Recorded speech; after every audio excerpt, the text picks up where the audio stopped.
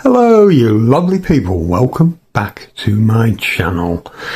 And I think you can see where this is going because I've got this in front of me here. Yeah, this is the Game Park GP32 and it is the blue version, as they call it, blue, which stands for backlit unit. Now, before we actually take a look at this, I want to give you a little bit of history on it. Now, this is considered by many as the grandfather of all emulation devices that we have around today. Yet the grandfather of it all, the first Linux-based handheld as well on top of it all, well, for a game system at least. Obviously it had been on phones and what have you already by that time. But unusually for this, it doesn't come from China, it doesn't come from Japan, it comes from South Korea. And it came about in a very weird kind of way. You see, after World War II, South Korea had an embargo, a ban set on all Japanese products. Nothing was to be imported. Not only was it because, they basically had sour grapes, obviously after World War II and all the horrendous things that happened, they also didn't want the Japanese to have a monopoly in South Korea. So literally it wasn't until 2006, guys, that Nintendo even had a foothold in South Korea whatsoever, when the formation of Nintendo of South Korea came about. So yeah, very much against any Japanese products, but they did have something in the line of gaming in the form of PCs. Yeah, they had personal computers and that was about it. Now, this didn't satisfy the South Koreans. They wanted like a handheld.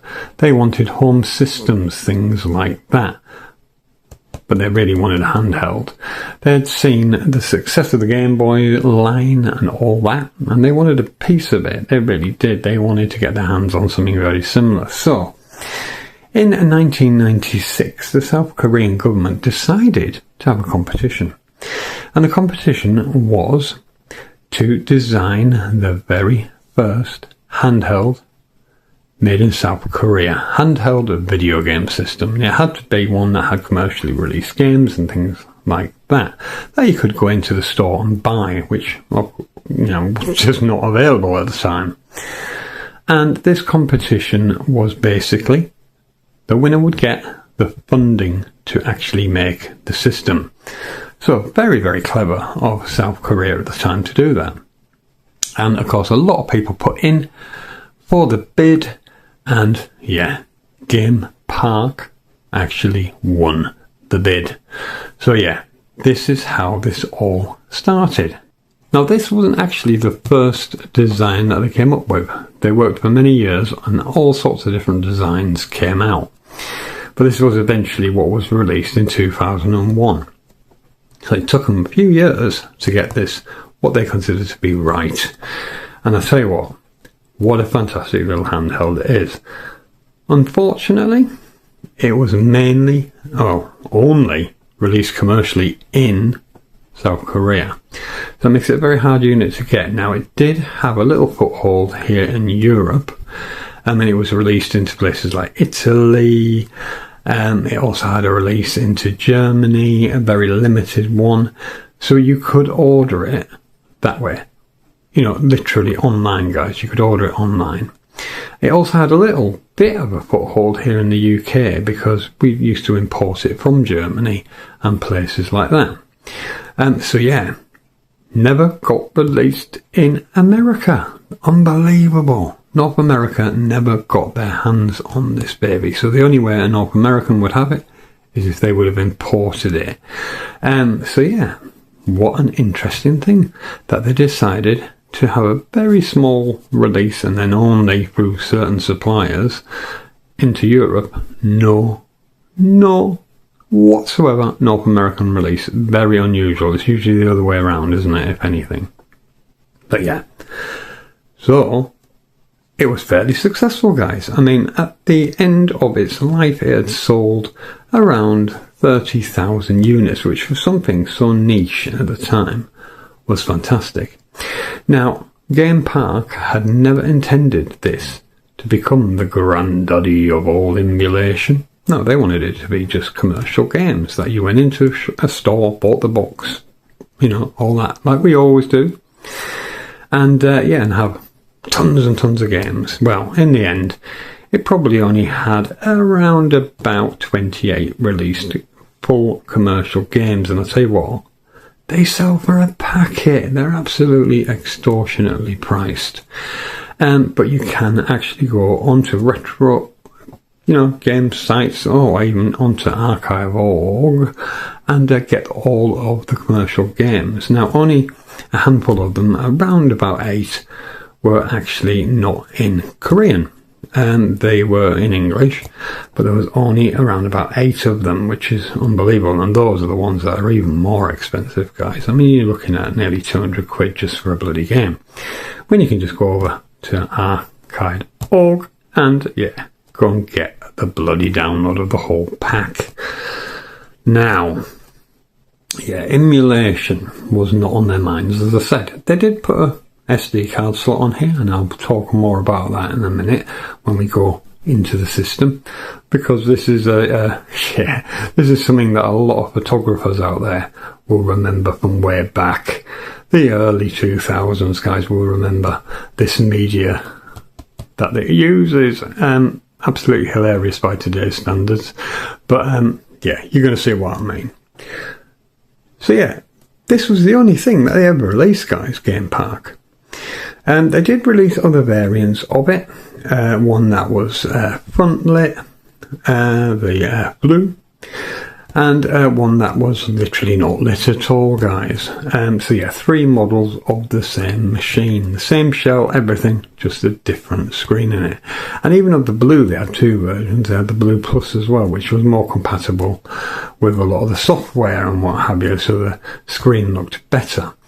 So yeah, wow, what a thing. And I tell you what, it's such a shame in a way that they didn't release any more. But I'm going to talk about that at the end, guys, because obviously they only lasted a few years, sold 30,000 units, and they were gone. But that's not the end of the story, but we'll come to that at the end of the video. I think first of all, though, guys, we're going to take a look at a commercial of this baby back in the day.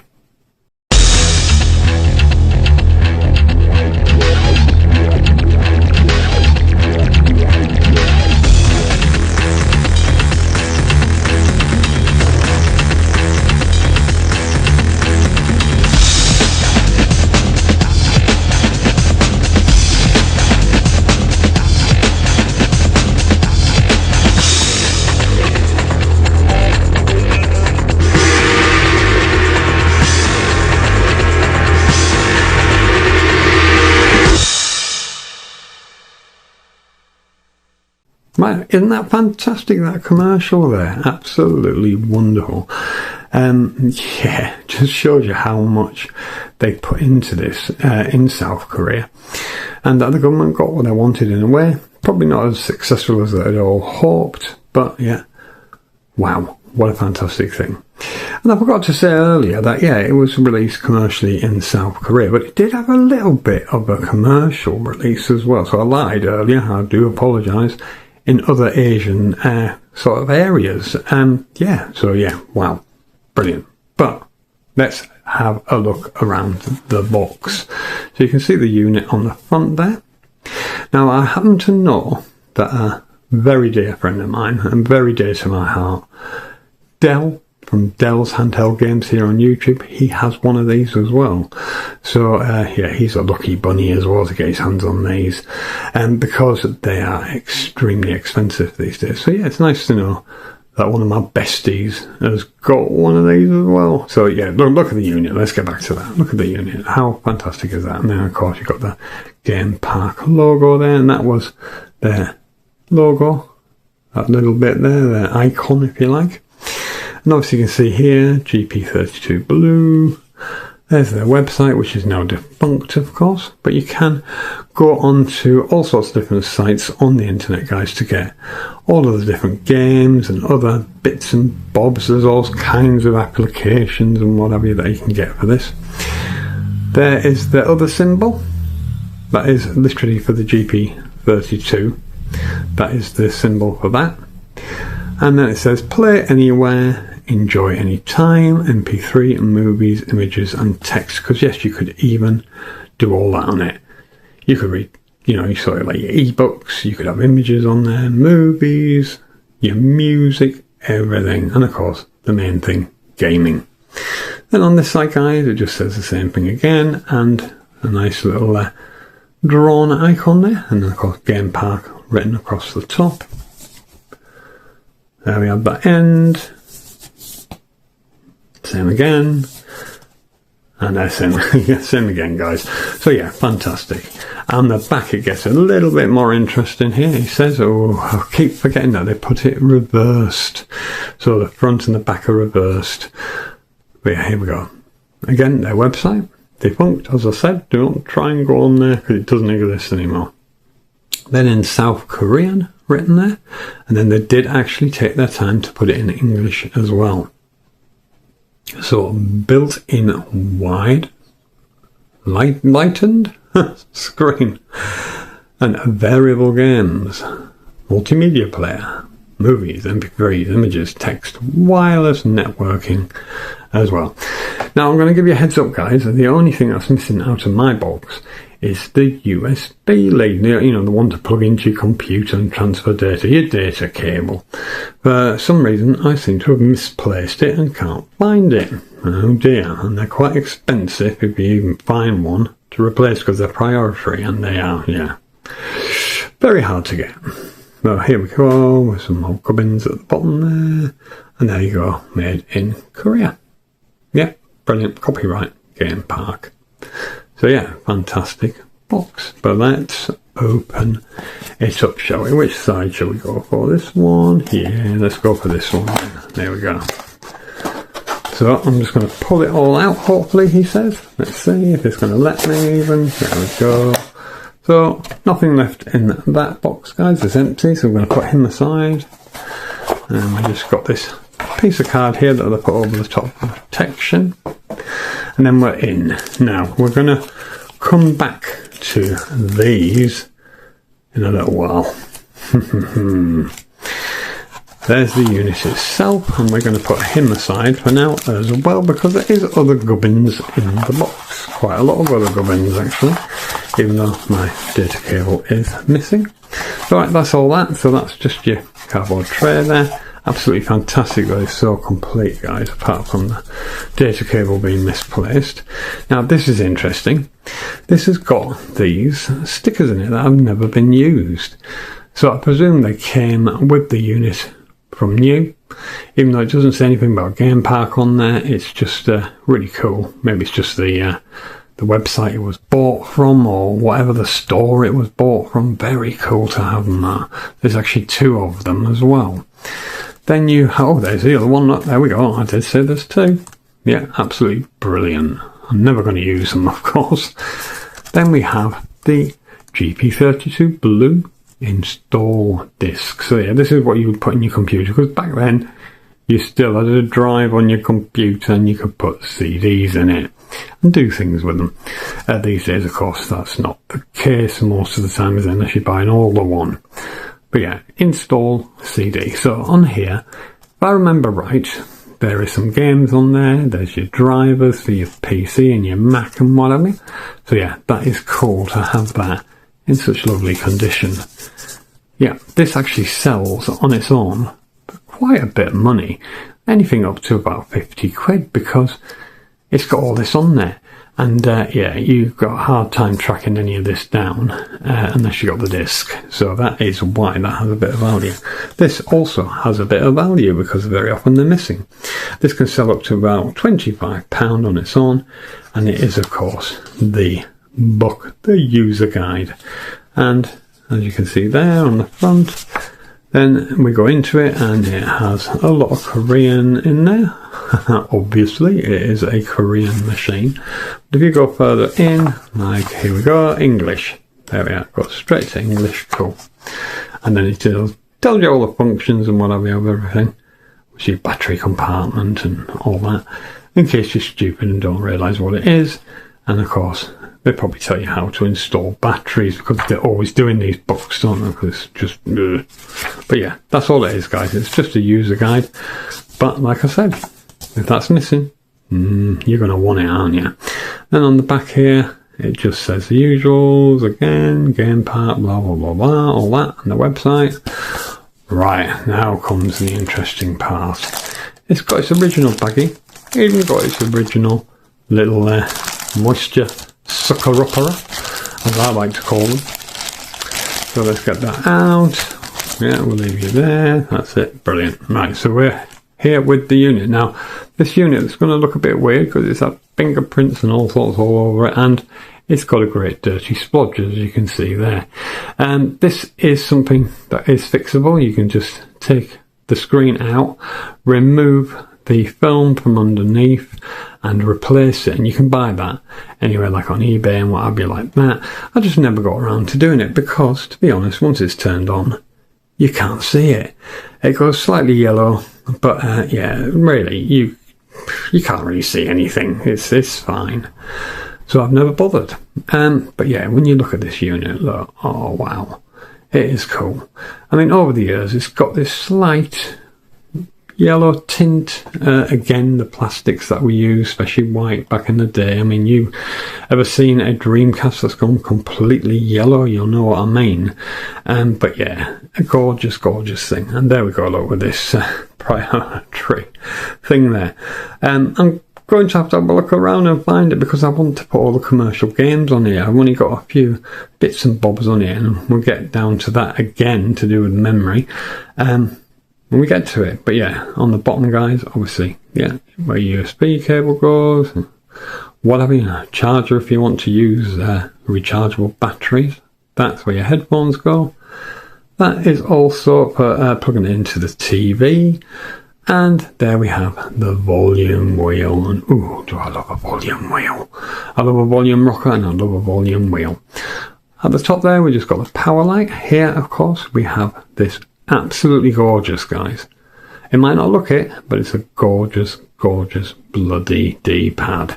Listen to this. This would be very reminiscent of anybody who's ever owned a Neo Geo Pocket, colour or not colour. Can you hear that? That is the micro switches. Wow, to have that on here was absolutely wonderful. Then you got A, B, and you have a start, and you have a select. Double speakers, front facing, which can be a bit of a problem sometimes when you've got your hands there. Obviously you're covering them up. But yeah, they were kind of going for the Game Boy Advance look, weren't they, with this, with the whole layout of it. But at the top, of course, we do have a left shoulder button and a right shoulder button. We have a power switch, and then we have a USB there. Oh, this is the USB, guys. So that is literally just if you want to plug a power charger in. You know what, I'm so stupid, I didn't. Well, anyway, that is the USB. Then you can see where I'm heading now, to the back. And now you've got all your gubbins on the sticker there, so you can see. There we go. You've got these like almost like knobs here, but they're brilliant because they sit on your hand so well, and they really get you to securely hold this baby. And it's absolutely fantastic. In here, we've got the batteries obviously open, and then it says Game Pack embossed onto the flap. And open it up, and you can see it's only two, guys, two double A's. So that was brilliant at the time as well. And you got about 5 hours battery life out of it, depending on how heavy you play. And then up here, we had the SD slot. And I think you know where I'm going with that as well, don't you? Because I already showed you that little pack of SD cards. But let's pull him out. So yeah, do you remember this, guys? Were you a photographer back in the day? And remember this format, Smart Media. Now, I was very, very lucky to get my hands over the years on a 128 megabyte one, because that was huge at the time. Can you believe it? 128 megabyte.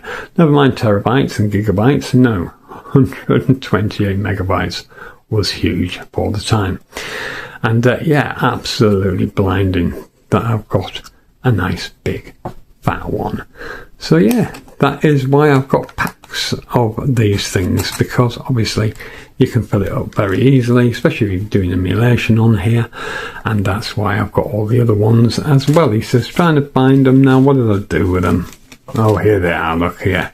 I've got a pack of, he says, get the baggie out of the way. I've got a pack of 5 here, all different sizes. 32, even 2 megabytes. Oh god, everything's there. 8 megabytes, a couple of them. Yeah, so you need them, guys. You need them, because if you're going to do emulation on here, you're going to need the room, that's for sure. And yeah, they're not very big, are they? Even for something like Game Boy games, you're going to need a few cards. So yeah, let's turn him back round again. What a beautiful device, eh? Wicked. Let's turn him on though. Here we go. Fresh batteries in it. There you can see a little bouncy ball there. That is, of course, the GP32 symbol. Not the Game Part 1, but the GP32. And then you get here a play and PC link. So if you want to link it up to transfer data, you go into PC link. Obviously, if you want to play a game, you go into play. As you can see, that splodge disappears. Then we have all this here, guys. We've got GP Specky. We've got Pinball Dreams. We have another World 30, GP32 version. So that's cool as well. There's lots of stuff on here, guys. Emulators, MAME, and you got Master System, you got Mega Drive. Yeah, you got a lot of stuff here, guys, which is fantastic. Right, so let's take a look at a little bit of emulation, shall we? And we'll take a look at Master System, I do believe. Let's go over to Master System. Oh, come on, you bugger. There we go. Yep, here we go, guys. We'll take a look at SMS32, and this is version 8.5. Yeah, it takes you into here, like that. And you just choose what you want to do. There we go, down to the bottom here, load ROM. See, does this bring back memories, guys, of the ways we used to have to do emulation back in the day? I mean, this is wonderful that you actually even get to see this at all. But let's go to, shall we go for a typical one, guys, that everybody would go for, wouldn't it? Sonic 2? Yeah, let's do that.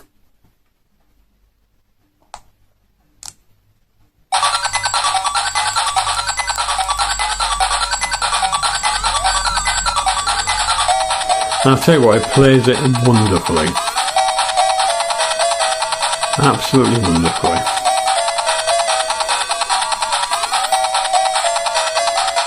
Let's press play, he says. Start. Oh, no, we're going into it anyway, cool. There we go, let's just do that. Here we go. I'll show you it running a little bit. Here we go, guys. As you can see, that is playing beautifully. I mean, for a machine that is from so early in the 2000s, that is absolutely incredible. I'm probably going to die very quickly here.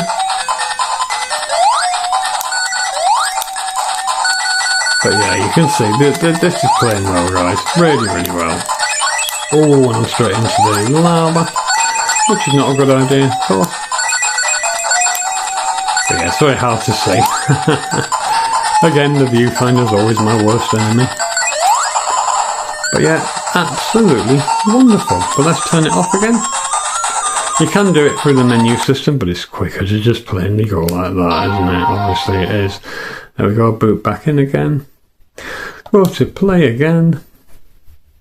Obviously, if you've got all the applications on here as well, there's so much more you can do. And it's something I'm working on when I find my USB cable. Let's go over to Pinball Dreams, which is a commercial game. Then you see one of each. One emulation and one actual proper game that was released commercially. Now this is all in English, as you can see. So this will be one of the very expensive ones if you try to get hold of it. But wicked. Here we go. Yep, thank you very much.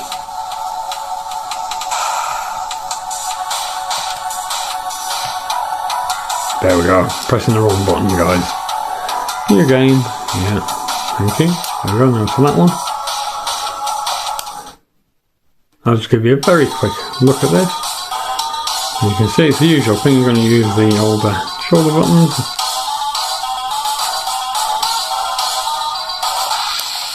Right, here we go.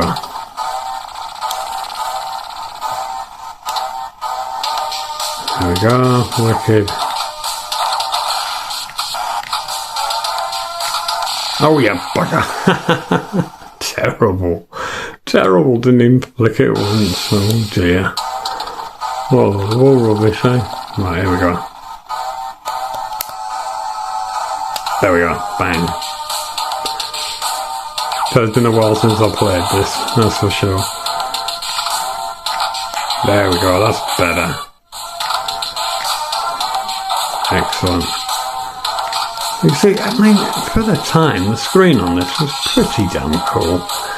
Nice and big for the time, and of course, very, very clear for the time. I mean, by today's standards, of course, you've got these crystal clear screens, haven't you, with beautiful lighting and what have you. But by, the early 2000s standards, this was terrific. It really was. Brilliant. Right, I'm going to let it die because we're going to turn it off. Because obviously that's that baby there. So, I want to continue the story, guys. So, like I said, GamePark only released this. And then the company folded. They did start working on another machine, but it was never released.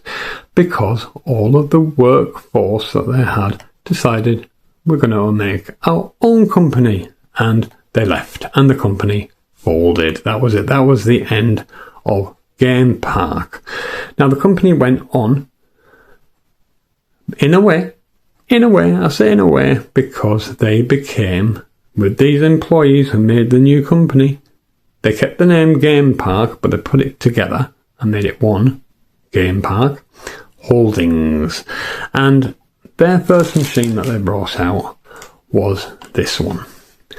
This is the GP32, and what a beautiful machine. If you want to see a video of this, just check out my channel. I have a full unboxing and everything of this baby. So yeah, they came along with that one. There was also a white version that had a touch screen. So that's the only one missing out of my collection. And I'm currently bidding on one, so hopefully I'll win it. And then I've got the complete GamePark and GamePark Holdings collection. So yeah, that was that one. Beautiful machine again. There we go, Linux based. Beautiful thing. And then, after the white version, they brought out this one, which is the Whiz. This was more in the form factor, a little bit bigger, I suppose, than the Game Boy Micro. But same kind of thing. Oh, absolutely gorgeous with that red banding there. Beautiful shoulder buttons. This was like, oh, just gorgeous compared to all the previous ones. Beautiful touchscreen as well. Does have a stylus, he says, if you can even remember where the stylus is. It's here somewhere. Anyway, it's there somewhere, guys. A stylus. But yeah, absolutely beautiful little machine. So much easier to just chuck it in your pocket and go. Oh, there we go. Look, there's a stylus. There we are. Yeah, so yeah, fantastic. And then, finally, they brought out the last one. And that was the Canoe. The Canoe, again, absolutely beautiful. Fantastic shoulder buttons on this. The hardware that they used in this is just awesome, absolutely awesome. Again, say touchscreen, and you get a stylus again. There we go. And this is a thing of beauty, it really is. Gorgeous thing. Mine's a little bit beaten up, but yeah, what a fantastic thing. This controller here, again, it's not micro switch to go, which is a shame. I say controller because this is more like a nubbin, isn't it? Although it's a nice rotating one, very lovely. But unfortunately, they do disintegrate like most things do from that time period. That is rubber. But a little bit's gone on the side there, but otherwise it's a bit tacky. But I could always get a replacement cap for that and put something else on it. So yeah, the Canoe was their swan song. Beautiful thing. Again, if you want to see any videos on the Canoe, the Wiz, or the GP32, the GP2X, oh god, warts and all videos, guys, I won't edit it out, then just head over to my channel and take a look at the unboxing video of the Canoe as well. So yeah, absolutely awesome what happened in the future after Game Park folded. They went on to become something truly great as a different company, but with the same people still working there in a way. It was really just their top management that changed. There we go, turn him on again. What a gorgeous thing. So yes, guys, do you remember the GP32? Did you even own one back in the day? It's over to you guys in the comments. What do you think of the emulation granddad of all emulation granddads, and that it wasn't even from China, where the majority of your Ambonix and Powkiddy and all that are made these days? No, it was made in South Korea and funded by the government. How weird is that? Right, with that, guys, it's over to you. Like I said, comment away, and I'm going to say auf Wiedersehen, tschüss, and goodbye. And I'll see you guys in the next one. Bye-bye. We'll